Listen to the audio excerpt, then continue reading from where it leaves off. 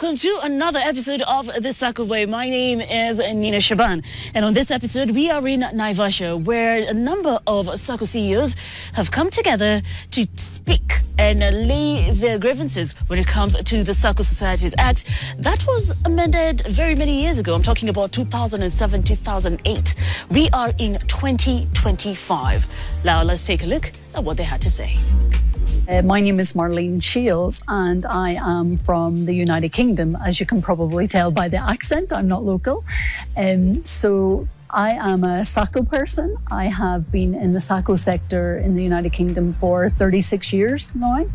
I'm a founder member of my Sacco. I have been a volunteer. I've been on the board of directors, and for the last 25 years, I was the CEO of my Sacco back in Scotland until March this year when I retired, which enabled me to take up the current role that I have, which is the chair of the Committee of Experts. And the Committee of Experts has been set up by the Cabinet Secretary for Cooperatives in the Kenyan government, the Honourable Wycliffe Oparanya. So he has brought together a committee of experts from SACCOs, from legal, from the cooperative movement, to look at the whole structure around the SACCOs here in Kenya, with a vision, which we all share, a vision to have the best SACCOs on the continent here in Kenya. And that's what we're working towards. We have a mandate from the CS to look at every part of the structure, regulation, legislation. We also have been tasked with setting up and operationalizing some things that are already in the Act, but we just haven't brought them to fruition. And if I can mention a couple of those. So the very first thing, which is really important to all of us in the Sacco sector, is to ensure that a Kenyan shilling in a Sacco is worth the same as it would be in a bank. And what I mean is the protection of member savings. So here in Kenya at this moment in time, if a Sacco is to fail, the member is likely to lose their money. Whereas in the bank here in Kenya, if you have your money in a bank, your savings are in a bank, up to 500,000 Kenyan shillings, it will be insured. And if the bank were to liquidate, you would get your money back. So that puts us as a real disadvantage in our SACCOs here in Kenya, and we want to bridge that gap. We want to make sure that all of our members' savings are as safe in a SACCO as they are in a bank. So as we've heard today, the Sacco Societies Act was written in 2000, it was enacted in 2008, and there's been a number of changes since then, but the Act hasn't kept up to speed with the growth of the SACCOs. So all of the limits that are currently in the Act, we're going to be looking at all of those limits. Because whilst SACCOs never want to be banks, we're very, very different. We need to make sure that we have some parity. So we will be looking to what banks insure, and we'll be looking to see, is it possible to have parity? But, you know, very much that will be down to the Sacco movement as well here in Kenya, because all of these things, a cost comes with them. So we have to make sure that whatever recommendations that we make, whether it's on those limits or whether it's other changes, that the sector actually can work within those limits as well. But it is on our radar, very much on our radar.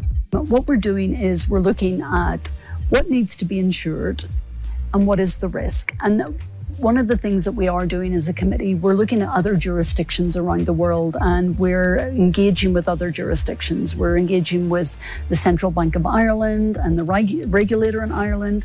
We're doing the same in the UK. We're doing the same in the US. So we're looking at other jurisdictions. What have they done? What does success look like?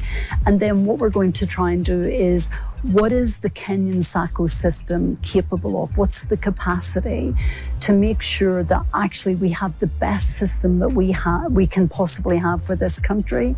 So It's very hard to answer the question until we actually sit down and do some further work with the SACCOs, but it will be risk-based. We can't say how much it's going to cost because we don't know yet how much we're going to insure and what does the risk-based look like. But when we start to marry those two together, then it will become very apparent. But it needs to be affordable as well for SACCOs.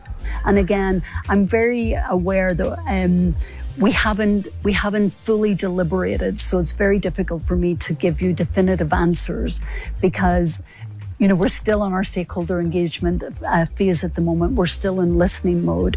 We have to look at what the implications would be of all of our recommendations. But the only thing I can say with great authority is that we're all aligned here in Kenya as far as the Sacco system is concerned. From the Cabinet Secretary to the Principal Secretary to the SACCOs to the unions to Cusco, the Federation, we're actually all aligned in that we want the best Sacco sector that we can possibly have. And I think for me, from the outside looking in, although I have been volunteering in Kenya for 14 years now, but as a Sacco person on the outside looking in, what I am really heartened by is that alignment that we all want the best. We want Kenya to have a Sacco sector that is best in class, not just on the continent, but globally as well. And that's what we're all working toward. What I'll say is that in SACCOs, the Deposit Guarantee Fund is provided for in the Sacco Act of 2008. But as we are talking now, it has never been actualized. So even now, as we are talking, that is just on paper. We really don't have a deposit guarantee fund. And the reason why it is not existing is because there was no framework on how that would be operationalized.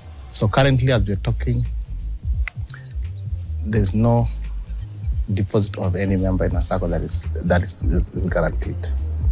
So because the fund is not operational. So what we are saying now in the new act, we want the act to provide for how that will be operationalized, so that deposit guarantee fund is set up, and there's a framework, there's a governance structure around it, where now SACCOs will plug in, just so that we make sure whatever deposit members are putting in their SACCOs are safe and guaranteed, so that any money you are holding in the SACCO should be as good as what is in the bank.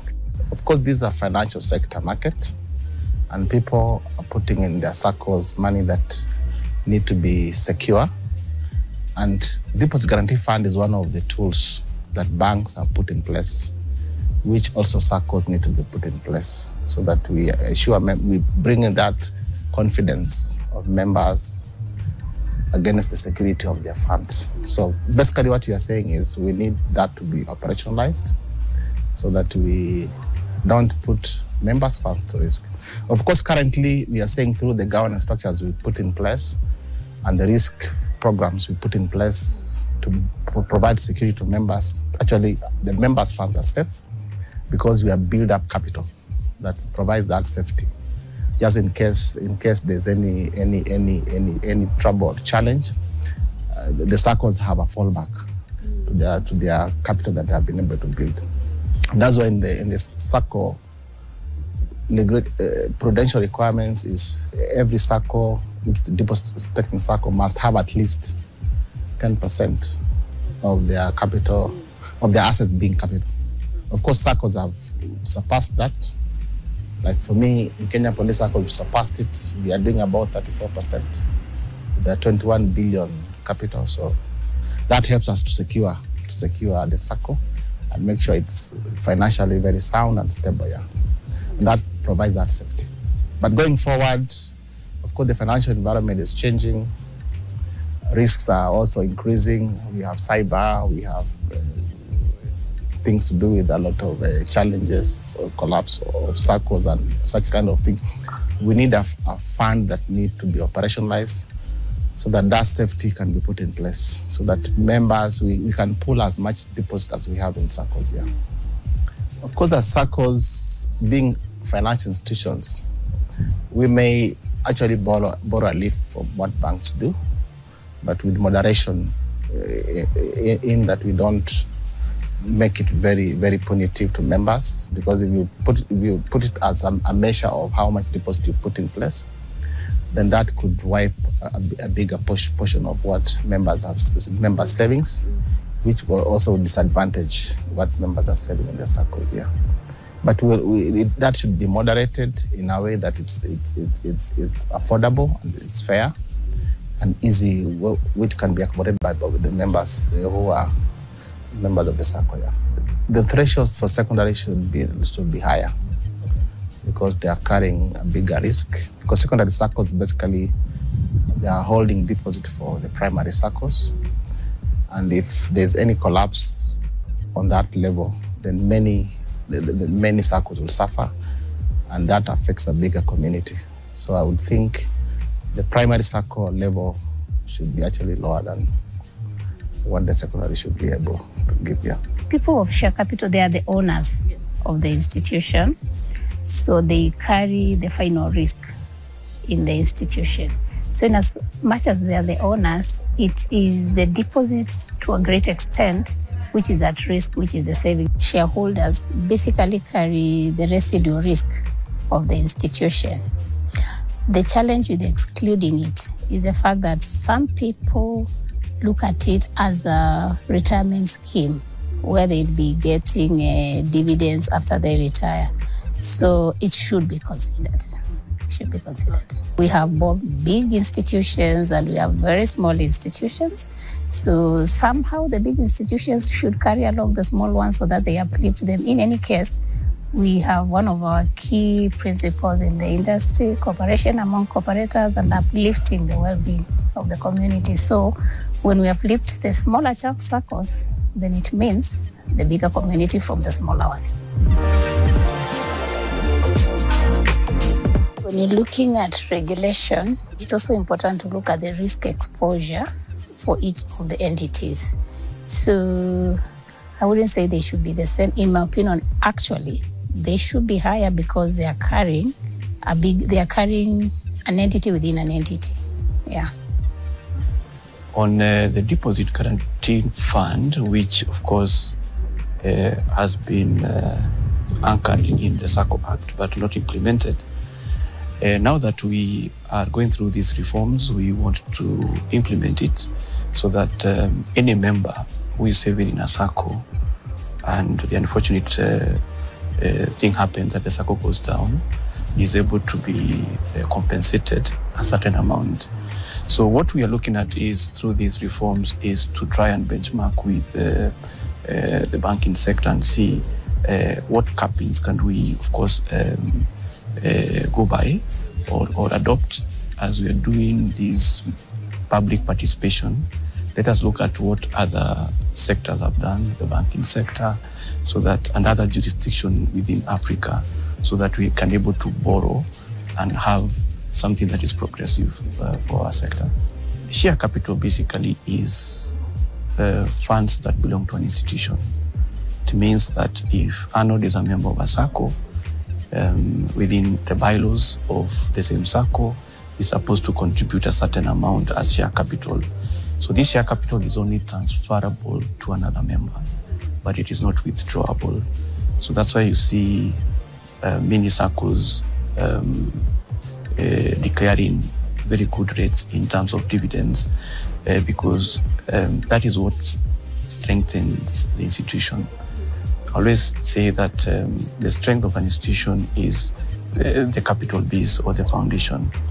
So if today we pick out like Steamer, Police, or any other Sacco, if all the members come in and withdraw their deposits, the Sacco will remain with the share capital, which probably is a certain percentage of the deposit or what they've agreed, and it will be strong and it will be able to, of course, operationalize and pay off debts and creditors in case something happens. So that is what has actually assisted Saccos not to borrow, because they can use their own internally generated funds for growth, expansion, and also to give out credit to their members. As I said, in this process, the best thing that we're trying to do is to benchmark with other jurisdictions that have done the DGF. Now that we have a committee of experts, which is chaired by Marlene Shields, who hails from, of course, Canada and from UK, we want to adopt what has happened and what has worked for them. Here in Kenya, we can still consider what the banks are doing, because best practice is, if you want to pay a premium on deposits that members have, of course, invested or saved in a Sacco, the best rate is to use a rate that is proportionate to the deposit. And of course, other factors will also be considered in terms of business risk and, of course, the environment and financial environment. Looking at other countries and other associations across the globe, the regulations for a secondary cooperative or an association or a union is more stringent than a primary Sacco. Meaning, a secondary cooperative mobilizes funds from Saccos, and Saccos are mobilizing funds from their members. So the risk factor of funds that are held in an association is higher, because you mess up the funds that belong to Saccos, you mess up the entire population of membership across your jurisdiction. So even as a Cusco right now, we are very excited and ready, and we're just waiting for the framework and the structure so that we get into regulations, because we have to be accountable. And what we want to sell to our members is trust. I think that is the greatest asset that we need to sell to our members. What I would want to share with the public about Saccos is Saccos are engines or institutions that belong to members. It's usually said the simplest definition of a Sacco is people helping people. Now, these regulations and reforms that we're trying to do is to try to bridge or to bridge the gaps that we've seen in our regulations. And what we're looking at is the future of our Saccos. We want every member to be very confident with his or her Sacco, that the money is safe, whether it is invested in any secondary cooperative in this country, there is another eye that is looking at what the institutions are doing. So what happened at Cusco, which is very unfortunate, and that's why we have a new team that is trying to, not trying, actually, we are committed to ensure that we bring trust and we ensure that the funds that were invested by Saccos are recovered. We want to assure Saccos that we're in the forefront to make sure that these reforms, what we are discussing here with the CEOs, it is implemented, it's put into perspective into the Act, so that every Sacco in this country is regulated. We'd rather reduce the number of Saccos, but have every Sacco or any institution, including unions and apex bodies, are under scrutiny and they are supervised. And I want to thank the government and the leadership of the movement for taking this bold move and ensuring that they want to make their voices heard through these reforms.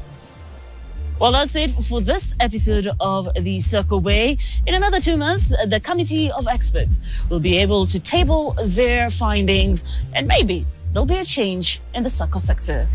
Until next time, my name is Nina Shaban.